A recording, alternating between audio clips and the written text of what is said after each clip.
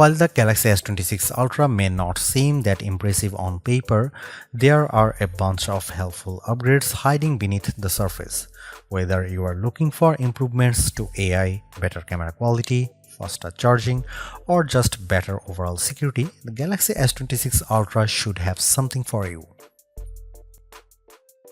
If you are wondering where most of Samsung's effort went with this year's flagship, look no further than the Samsung Galaxy S26 Ultra. While you may not notice much differences at a glance, there are plenty of upgrades this year, especially underneath the surface.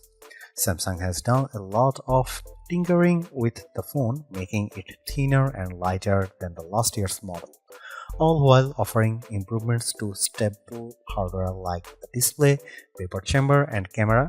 But there is also been emphasis on making your phone easier and simpler to use, with a little bit of help from AI, of course. Updates to Bixby let the AI act as a device agent capable of understanding and controlling your device. So if you are not sure how to use specific features, Bixby can fill in as a middleman. Photo Assist also lets you edit all your photos and videos using prompts rather than being forced to do it all manually. The most intriguing upgrades for most will be the privacy display, which purposely blocks content from prying eyes, and it's customizable. Those are just a handful of upgrades that Samsung has added to the S26 Ultra. We have only spent a short amount of time with the Galaxy S26 Ultra so far, but I did come away from my hands-on session rather impressed with some of the additions Samsung has made this year. Here is my pros and cons so far. The Samsung Galaxy S26 Ultra is available to pre-order now with a March 11 release date. Prices start at $1,299 for 256GB of storage, and in some regions pre-ordering will net you double the storage at no extra cost. Color options available include cobalt violet, black, sky blue, and white. This will be available at major retailers that carry Samsung phones. Samsung's online store will also have two exclusive color options, pink gold and silver shadow.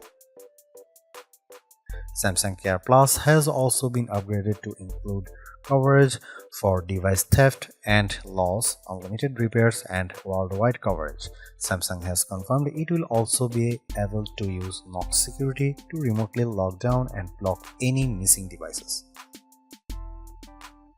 The Samsung Galaxy S26 Ultra retains much of the same design language of the Galaxy S25 Ultra, but it rounds off the corners more, so it has a more unified look with the rest of the S26 lineup. Samsung also ditched the protruding camera glasses on the back cover in favor of a Galaxy Z Fold 7 inspired camera bump. I'll admit I did like the old design, but the new translucent camera deco looks fairly smart, even if it does mean there is a little more of a camera bump.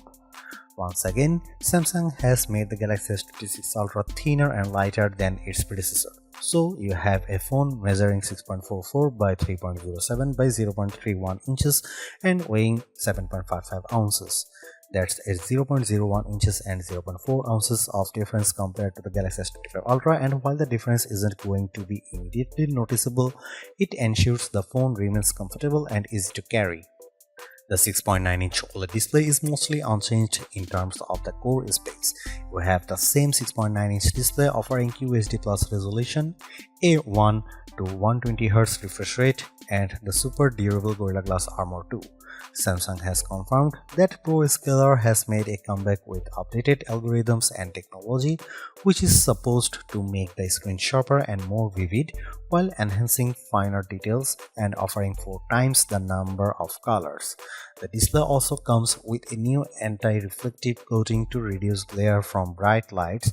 While this is successful, during my time with the phone, the brightest lights in the room were still visible, albeit with a rainbow-like light scattering effect. Initially, I felt as though the Galaxy S26 Ultra was another iterative upgrade, and in a lot of respects, it is on paper. Despite this, Samsung has pushed through a lot of great changes and upgrades that could prove to be genuinely useful and are likely to be promptly copied by some of the competition. The privacy screen is the standout security feature on the Galaxy S26 Ultra. Likewise, the camera's horizontal lock is not a wholly original idea, but it is a novel idea for a smartphone that could prove very useful. The rest of the phone's hardware looks solid too.